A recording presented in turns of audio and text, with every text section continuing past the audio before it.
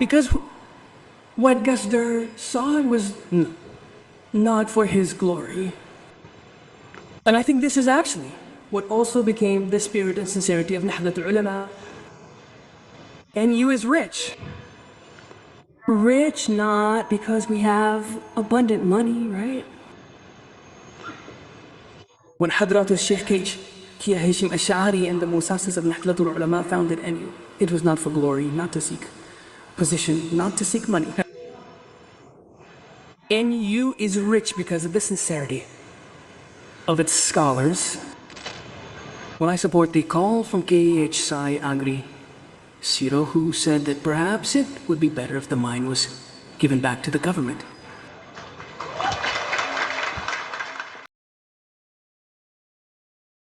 Ladies and gentlemen whom I respect, back when Gus Dur was still around, and after Gus Dur passed away, I often accompanied you when he was still around. And I often compared Gus Dur with other leaders in the world, with great figures in Indonesia. At that time, I sometimes feel surprised, yes. Yes, how come until now so many people still come to visit Gus Dur's tomb? Many people still shed tears when they talk about Gus Dur. I want to analyze what makes Gus Dur so special. And I say this not because I'm his daughter, not because of pride or anything at all, because for us, Gus Dur already belongs to the people. But analyzing Gus Dur is necessary to serve as an example for us. What was his strength? Was it because he was president? But many other presidents in the world, after leaving office, became ordinary and even forgotten by history. Was it because he was a cleric?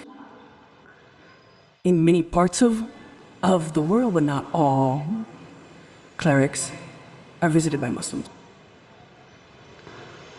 Why was Gus Dur? Because he was a football fan, or what? Was he a national hero?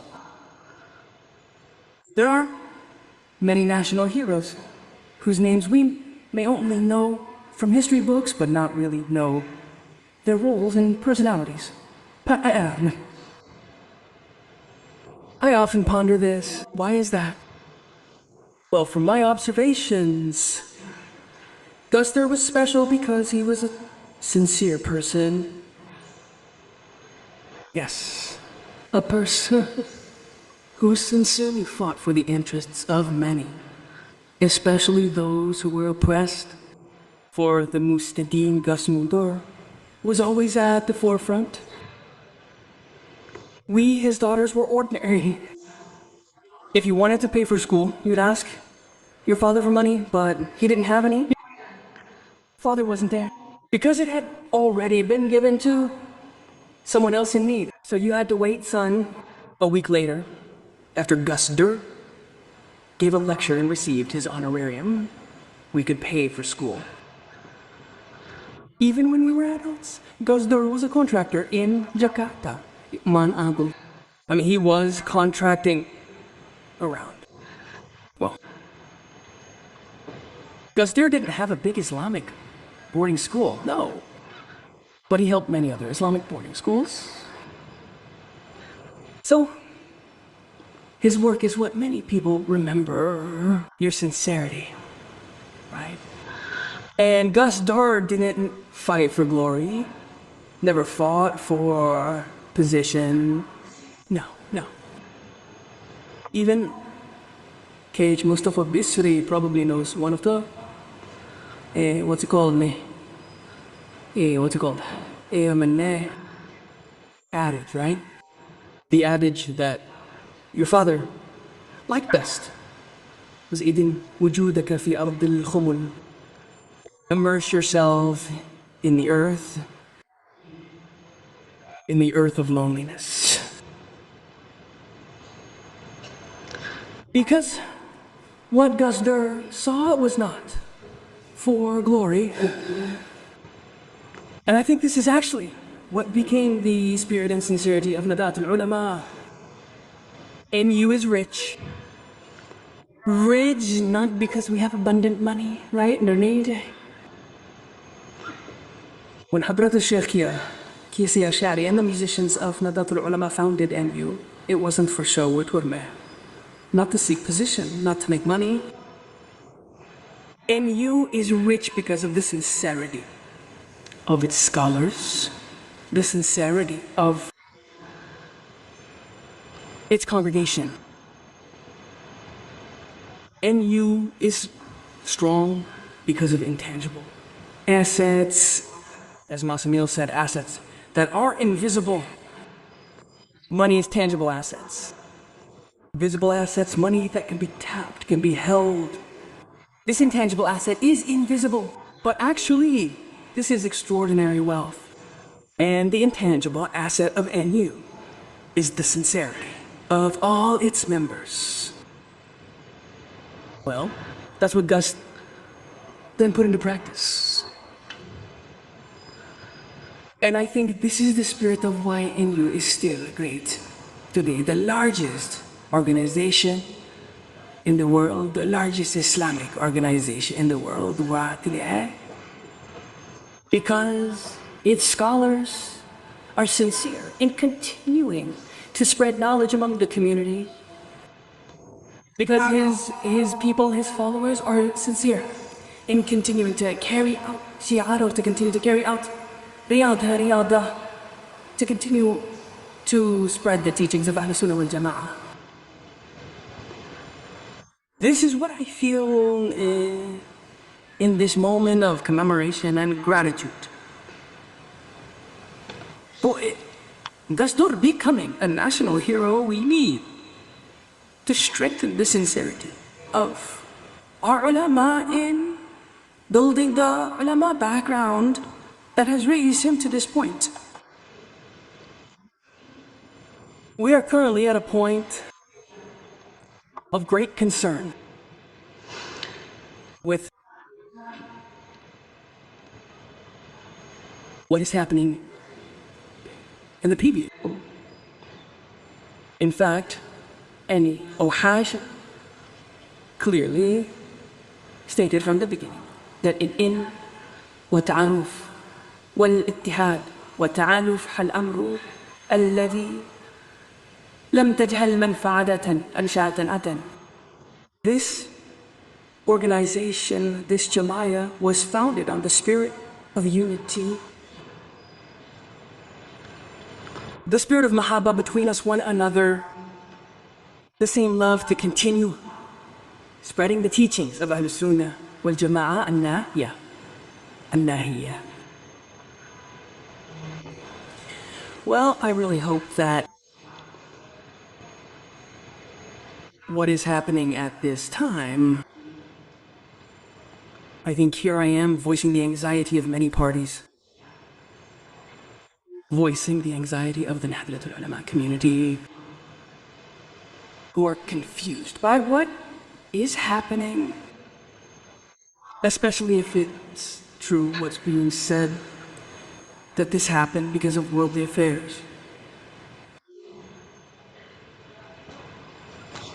Mrs. Siwu, perhaps this will be a little controversial or a little too open, but I think I need to say that before I came here this afternoon, I received a call from Mr. Luhud Panjaitan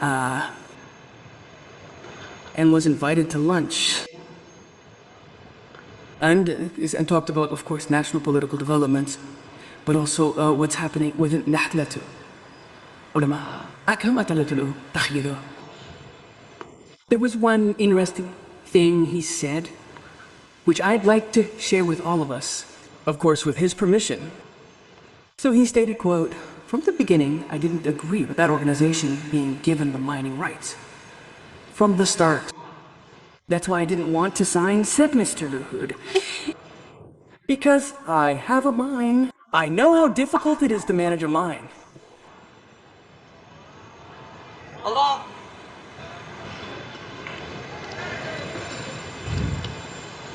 Well, if the Chinese even say that people who want to manage a mind must have cool hands, if not, it will definitely cause division. Well now, all the minds that once when NU was founded became something that tied us all together.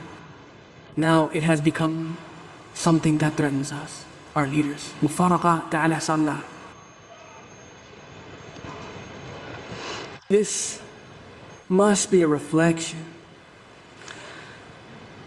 for all of us.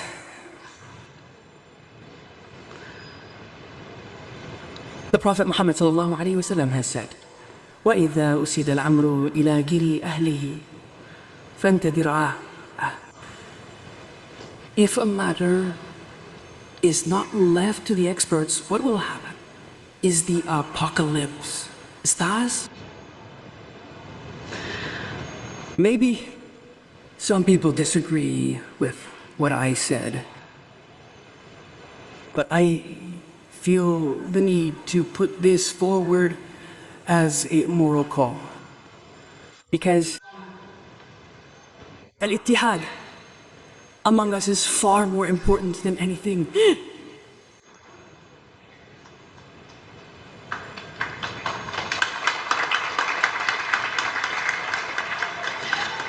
دار المفاسد قادم والجلب المصالح.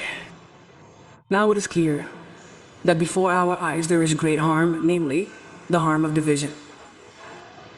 This must be our main priority. While I support the call from KH, I agree, sir, who said that perhaps it would be better if the mining was given back to the government.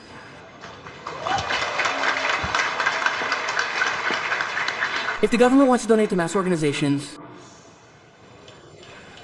then it would be better if the money was just that.